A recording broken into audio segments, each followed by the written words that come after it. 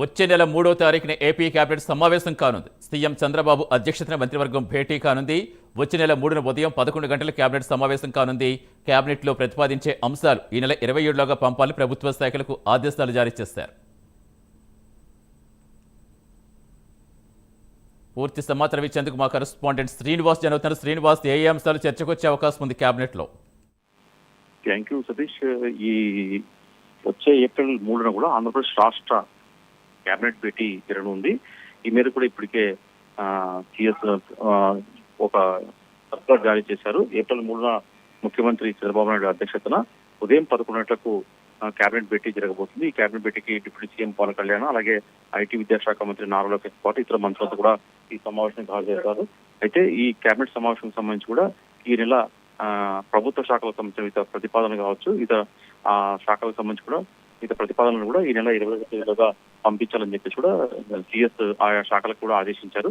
మొత్తం చూసుకుంటే ఈ వచ్చే నెల ఏప్రిల్ 3న జరిగే ఏదైతే కేబినెట్ భేటీలో ప్రధానంగా చూసుకుంటే రాజధానికి సంబంధించి కొన్ని ఇప్పటికే టెండర్లు ఖరారు చేశారు. దానికి సంబంధించి కూడా లెటర్ ఆఫ్ అగ్రిమెంట్ కూడా ఇచ్చేందుకు కూడా అంగీకరించారు. అయితే ఇంకొన్ని టెండర్లు ఖరారు చేయాల్సింది, కొన్ని పనులకు సంబంధించి కూడా ఫైనలైజ్ చేయాల్సింది. దానిపైన కూడా వచ్చే నెల 3న జరిగే కేబినెట్ భేటీలో చర్చించి నిర్ణయించుకుంటూ, అలాగే కొన్ని ఎన్నికల్లో హామీలు ఇచ్చిన సంక్షేమ కార్యక్రమాల భాగంగా సూపర్ 6 కార్యక్రమాల భాగంగా తల్లికి వందనం అమలు చేస్తామని చెప్పి కూడా ప్రభుత్వం ఇప్పటికే ప్రకటించింది. దీనికి సంబంధించి కూడా బడ్జెట్ కూడా నిధులు కేటాయించారు. దీనికి సంబంధించి కూడా కేబినెట్ భేటీలో వచ్చే నెల జరిగే కేబినెట్ భేటీలో చర్చించి దాన్ని ఆమోదం తెలిపే అవకాశం ఉంటుందని చెప్పేసి సమాచారం. దాని తర్వాత కూడా ఏదైతే పరిశ్రమలకు సంబంధించి కూడా ఇప్పటికే గతంలో జరిగిన ఇండస్ట్రీ పాలసీకి సంబంధించి కూడా సమావేశంలో కూడా ఇండస్ట్రీలకి భూములు తదితర కేటాయింపులు కూడా చేసేందుకు, వాళ్ళకి పరిశ్రమల స్థాపన కూడా అవసరమైన మౌలిక వసతులు కల్పించేందుకు కూడా ఈసారి జరిగే కేబినెట్ భేటీలో చర్చించే అవకాశం ఉంటుంది. అలాగే ఈ అసెంబ్లీలో జరిగిన ఏదైతే బిల్స్ దానికి అసెంబ్లీ ఓకే చెప్పిందో వాటిపైన కూడా వచ్చే అసెంబ్లీ సమావేశంలో వచ్చే